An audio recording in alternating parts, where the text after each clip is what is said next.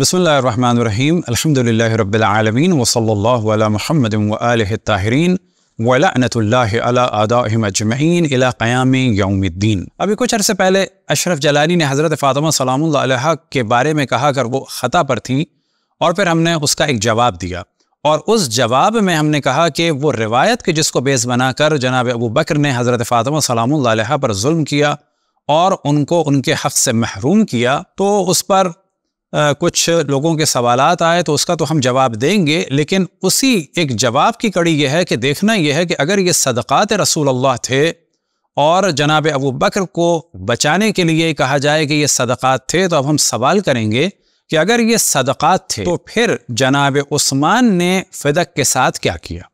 बस आज हमारी गुफ्तगू का उन्वान यह है कि जनाब उस्मान ने फ़िदक के साथ अपने ज़माने में क्या किया।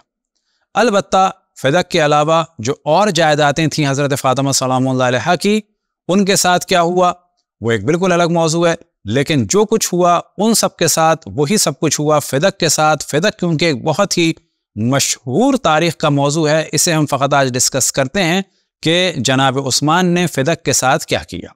अब इससे पहले कि हम ये बयान करें कि फ़िदक के साथ क्या किया, तो खुलासतन तो ये बताएं कि फ़िदक दे दिया उन्होंने अपने चचाज़ात भाई को, मरवान बिन हकम को। अब ये मरवान बिन हकम कौन है, तो इससे पहले कि मरवान बिन हकम की बात हो तो हम बताते चलें कि ये बेटा है हकम बिन आस का, यानी जनाब उस्मान के सगे चचा का।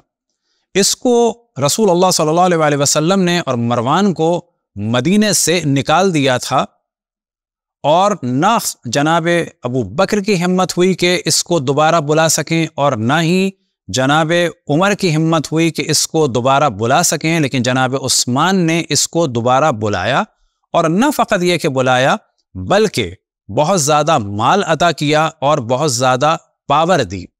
जबकि रिवायात में कसरत से ज़िक्र हुआ है इस पूरे ख़ानदान के मलऊन होने का। लिहाजा आपके सामने हवाला है फ़तहुल बारी शरह सही बुखारी का, कि जो इब्न हजर अस्क़लानी की है, और जिल्द नंबर 13, और यहाँ पर हाईलाइट आपके सामने किया हुआ है क़द वरदत अहादीसु फ़ी लअनिल हकम, और अहादीस वारिद हुई हैं हकम पर लानत के बारे में। ये हकम कौन है? वालिद मरवान, ये हकम है मरवान का बाप। और किस पर लानत आई है? वमा वलद, और जो भी इस हकम से पैदा हो उस पर लानत भेजी है रसूलुल्लाह सल्लल्लाहु अलैहि वसल्लम ने। और मुमकिन है कि एक वजह यह हो कि आप इस फितने से उम्मत को बचाना चाहते थे कि यही लोग कल इस्लाम पर हुकूमत करेंगे और अपने आप को खलीफतुल मुस्लिमीन कह के इस्लाम की ईंट से ईंट बजा देंगे, लिहाजा आपने पहले ही इन पर लानत भेजी। लेकिन कमाल की बात यह है कि इनको मदीने में जनाब उस्मान ने बुलाया और इन्हीं मलऊनों को वो चीज़ दी कि जिस चीज़ से जनाब अबू बकर ने हज़रत फ़ातिमा सलामुल्लाह अलैहा को महरूम कर दिया था, यानी फ़िदक दे दिया इस खबीस के हाथ में। अब यहाँ पर सवाल ये होगा कि अगर ये सदक़ात रसूलुल्लाह सल्लल्लाहु अलैहि वसल्लम थे, और वो बताते चलें कि इन अमवाल को रसूलुल्लाह सल्लल्लाहु अलैहि वसल्लम, अलबत्ता फ़िदक को नहीं, फ़िदक जनाब फ़ातिमा सलामुल्लाह अलैहा को ज़िंदगी में दे दिया था, बाकी जो अमवाल थे वो भी रसूलुल्लाह सल्लल्लाहु अलैहि वसल्लम के अपने थे। अब ये और बात है कि वो माल वो सदक़े में देते थे, वो सदक़े में देते थे, ये अलग मौजू है, लेकिन उनके बाद ये अमवाल उनकी दुख्तर के हाथ में जाना चाहिए थे, और फिर वो बाद में वही काम करती कि जो रसूलुल्लाह सल्लल्लाहु अलैहि वसल्लम करते थे, यानी सदक़े में दे देती। लेकिन वो माल उनको नहीं दिया गया। बाद में जनाब उस्मान ने ये माल इस मलऊन शख्स को, यानी मरवान को दे दिया। तो यहाँ पर सवाल ये पैदा होगा कि जनाब अबू बकर ने अगर सही किया तो इन्होंने क्या किया, और अगर इन्होंने सही किया तो उन्होंने क्या किया। मानना पड़ेगा कि इनमें से एक तो गलत कर ही रहे थे, क्योंकि इन्होंने तो उस मलून को दे दिया। अब ये भी जहन में रहे कि उन्होंने फ़कत एक ही चीज़ नहीं दी, बल्कि मरवान को बहुत कुछ दिया। उसकी तफसील बाद में आएगी। फ़िदक उनमें से एक चीज़ थी। मरवान का भाई था जिसका नाम था हारिस बिन हकम, और मदीने की जो मार्केटें थीं اور ان میں بھی ایک بڑا حصہ رسول اللہ صلی اللہ علیہ وسلم کا تھا، ان میں صدقات تھے، وہ جناب عثمان نے اپنے چچا زاد بھائی حارث ابن حکم کو دے دیا۔ اب یہ عبارت ہے المعارف کی، اسے انشاءاللہ کبھی اگر موقع ملا تو اس موضوع کو بھی ڈسکس کریں گے، اور عام طور پر مسلمان جتنے بھی ہیں، چاہے شیعہ ہوں چاہے سنی ہوں، اس موضوع سے اتنے آشنا نہیں ہیں کہ جناب سیدہ سلام اللہ علیہا کی جائیداد میں سے ایک جائیداد تھی، اس کا نام تھا محظور، اور یہ ایسا کہا جا سکتا ہے کہ مدینے کی مارکیٹیں یا منڈیاں تھیں، لہٰذا تاریخ میں نقل ہوا تصدق رسول اللہ صلی اللہ علیہ وسلم بے محظور موضع سوق المدینہ علی المسلمین، کہ رسول اللہ صلی اللہ علیہ وسلم نے یہ جو جگہ تھی کہ جہاں پر مارکیٹیں تھیں، ان کو صدقے کے طور پر دے دیا تھا، یعنی صدقے میں استعمال کرتے تھے۔ فَأَقْتَعَهَا عثمان، یعنی اس کو بھی دے دیا، بخش دیا عثمان نے۔ کس کو بخش دیا؟ الحارث ابن حکم، حارث ابن حکم کو دے دیا۔ یہ کون ہے حارث ابن حکم؟ اخا مروان ابن حکم، مروان ابن حکم کے بھائی کو یہ پوری مارکیٹیں کہ جو رسول اللہ صلی اللہ علیہ وسلم کی ملکیت تھی اور اس کو صدقے کے طور پہ آپ استعمال کرتے تھے، وہ مروان کے بھائی حارث کو دے دیں۔ وَأَقْتَعَ مروان فَدَكَ، اور انہوں نے فدک دے دیا مروان کو۔ تو یہاں تو ہم بتاتے چلیں کہ فدک انہوں نے مروان کو دیا اور محظور جو ہے وہ اس کے بھائی حارث کو دے دیا۔ دوسرا حوالہ ہے سنن ابو داؤد کا، اور صفحہ نمبر ہے 402، اور ہم نے ہائی لائٹ کیا ہوا ہے کہ یہاں پر یہ موضوع ڈسکس ہوا ثم اقطعها مروان۔ اب اس کا ترجمہ کیا ہے پھر یہ زمین مروان نے اپنے لیے خاص کر لی۔ اب یہاں پر سوال یہ پیدا ہوتا ہے کہ مروان نے اپنے لیے خاص کر لی، یہ جملہ کہا جا رہا ہے در حقیقت جناب عثمان کو بچانے کے لیے، جبکہ حقیقت کیا ہے کہ یہ زمین جناب عثمان نے مروان کو دے دی، کیونکہ باقی روایت میں بہت ہی صراحت کے ساتھ بیان ہوا ہے کہ یہ زمین کس طرح سے مروان کے پاس گئی، لیکن سنن داؤد میں یہ کوشش کی گئی کہ مروان کے پاس فدک پہنچ گیا، لیکن کیسے پہنچ گیا؟ تو کہا کہ مروان نے خاص کر لی۔ اب یہ ذہن میں رکھے کہ مروان جو کچھ کام کر رہا تھا وہ در حقیقت انہی کی اجازت سے اور انہی کے مشورے سے کر رہا تھا، اور جناب عثمان ہی نے مروان کو بہت ساری جائیدادیں دی، اور انہی میں سے ایک تھا فدک، اور یہ جو ان کا لقب ہے غنی، اس میں بھی ایک بہت بڑا دخل ہے بنو امیہ کا، کیونکہ انہوں نے بنو امیہ کو بہت زیادہ نوازا۔ اسی روایت کا جو ترجمہ ہے انگلش کا، تو وہاں پر بھی یہ روایت نمبر ہے 2972، اور وہاں پر صفحہ نمبر 4 جلد نمبر 3 میں ثم اقطعها مروان، اور اس کا ترجمہ کیا ہے then it was taken by مروان، جبکہ حقیقت کیا ہے given by Usman taken by مروان۔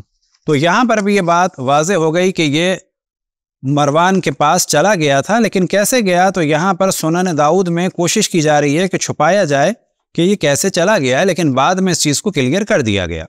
اب آپ کے سامنے ہے سنن داؤد کے جو عربی میں ہے اور جلد نمبر 3 اور صفحہ نمبر 253، اور ہم نے ہائی لائٹ کیا ہوا ہے، اگر آپ دیکھیں ثم اقطعها مروان، کہ بعد میں یہ زمین کس کو یعنی فدک کو لے لیا، کس نے؟ مروان نے۔ تو یہاں سے بھی پتہ چلا، اور نیچے حاشیے میں لکھ دیا انما اقطعها مروان فی ایام حیات عثمان ابن عفان، کہ یہ جو مروان نے لیا کس زمانے میں لیا؟ عثمان ابن عفان کے زمانے میں لیا۔ اب آگے چلتے ہیں عون المعبود شرح سنن ابی داؤد، تو وہاں پر تو صرف کوشش کی گئی کہ جناب عثمان کو بچایا جائے اور یہ کہہ دیا جائے کہ جی مروان نے لے لیا، لیکن یہاں پر اسی روایت کو ڈسکس کیا ہے، اور یہ جلد نمبر 7 ہے اور صفحہ نمبر 134۔ اب یہاں پر موضوع آیا، ہائی لائٹ کیا ہوا ہے، اگر آپ دیکھیں ثم اقطعها مروان، اب اس کی وہ تشریح کر رہے ہیں کہ یہاں پہ کیا مراد ہے، اے فی زمان عثمان رضی اللہ عنہ۔ اب یہاں پہ کیا معنی ہے؟ والمعنی جعلها قطیعة لنفسه وتوابعه، کہ اس زمین کو مخصوص کر لیا مروان نے اپنے لیے اور اپنے باقی خاندان والوں کے لیے۔ قطیعہ کیا ہوتا ہے؟ تو فرماتے ہیں وَالْقَطِيعَةُ طَائِفَةُ مِنْ أَرْضِ الْخَرَاجِ يَقْطَعُهَا السُّلْطَانُ مَنْ يُرِيدُ۔ قطیعہ وہ زمین ہے کہ جس سے خراج حاصل ہوتا ہے اور سلطان جسے چاہتا ہے دے دیتا ہے۔ تو یہاں پر اشارہ ہے ان کا سلطان سے جناب عثمان کی جانب کہ جسے انہوں نے چاہا مناسب سمجھا دے دیا۔ تو یہاں پر بھی تھوڑا سا آگے بڑھ کر انہوں نے اقرار کیا کہ جناب عثمان کے زمانے میں یہ زمین کہ جس کو حضرت فاطمہ سے محروم جس سے حضرت فاطمہ کو محروم رکھا گیا، لیکن مروان جیسے ملعون کو یہ زمین دے دی گئی۔ فتح الباری بشرح صحیح بخاری ابن حجر عسقلانی کی جلد نمبر 7 میں یہ موضوع ہائی لائٹ ہم نے کر دیا۔ وَلَمَّا كَانَ عثمان تصرف فی فدق بحسب ما أرآه، کہ جب عثمان نے تصرف کیا فدق میں جیسا کہ انہوں نے چاہا، تو اب نیچے کیا بیان ہوا؟ ثم اقطعها مروان، یعنی فی ایام عثمان، پھر اس فدق کو لے لیا مروان نے، یعنی کب؟ عثمان کے زمانے میں۔ قال الخطابی انما اقطعها عثمان فدق لمروان، خطابی جو ایک جلیل القدر عالم اہل سنت ہیں وہ کہتے ہیں کہ حقیقت یہ ہے کہ عثمان نے فدق دے دیا مروان کو، لأنه تأول، کیونکہ انہوں نے یہاں پر تعویل کی، اپنی ایک نظر دی، اور کیا؟ ان الذی یختص بالنبی یکون للخلیفہ بعدہ، کہ وہ چیزیں کہ جو نبی سے مخصوص ہیں وہ ان کے بعد ان کے خلیفہ کی ہیں۔ اب یہاں پہ بچانے کی کوشش کی جا رہی ہے، پوچھا جائے یہ نبی کے لیے مخصوص ہیں تو اس کو دے دی جائے کہ جس پہ نبی نے لعنت بھیجی ہے، اور ان کی بیٹی کو محروم کر دیا جائے۔ اب کیا کیا؟ فاستغنى عثمان عنها بأمواله فوصل بها بعض قرابته، کہ جناب عثمان نے اس کے ذریعے سے اپنے رشتہ داروں کے ساتھ نیکی کی اور ان کو یہ مال دے دیا۔ اور کیا کیا جناب عثمان نے مروان کو دیا؟ تو تاریخ ابو الفدا میں اس چیز کی جانب توجہ دلاتے ہیں، اور صفحہ نمبر 131 اور 32، یہ لوگ جو حضرت عثمان کے شاکی تھے، اب یہاں پر ڈسکشن کر رہے ہیں کہ جناب عثمان کے قتل کے اسباب کیا تھے، تو یہ ذہن میں رہے کہ جناب عثمان کے قتل کا جو سب سے بڑا سبب تھا وہ یہ تھا کہ حضرت عائشہ فرماتی تھی اقتلوا ناصل فقط کفرا، ناصل مدینہ کا ایک یہودی تھا، اور حضرت عائشہ حضرت عثمان کو نسبت دیتی تھی اس یہودی سے، اور کہتی تھی کہ اس ناصل کو قتل کر دو، یہ کافر ہو گیا ہے۔ لیکن یہاں پر یہ ڈسکس کر رہے ہیں کہ لوگ کیوں ان کے مخالف ہوئے۔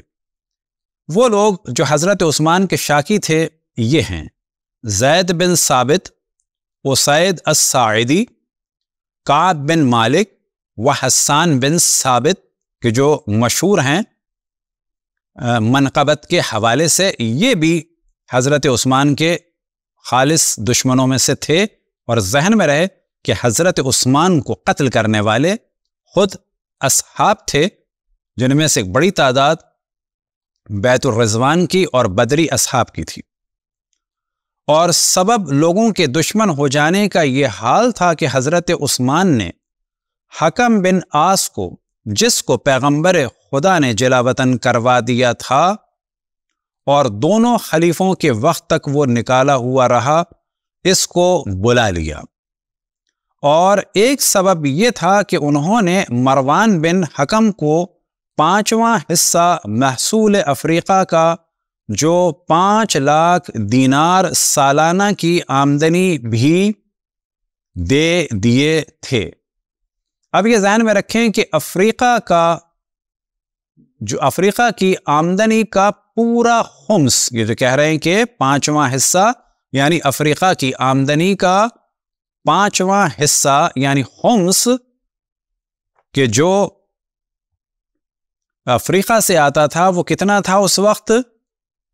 وہ تھا 5 لاکھ دینار۔ 5 لاکھ دینار تو انہوں نے فقط اپنے ایک چچا زاد بھائی کو دے دیا تھا کہ وہ مال کہ جو پہلے مرحلے میں قرابت داران رسول اللہ صلی اللہ علیہ وسلم کو دینا چاہیے تھا، وہ مال 5 لاکھ سونے کے سکے، فقط ایک وہ چیز تھی کہ جو حضرت عثمان نے مروان کو دی۔ وہ کیا تھا؟ افریقہ کا خمس، 5 لاکھ دینار۔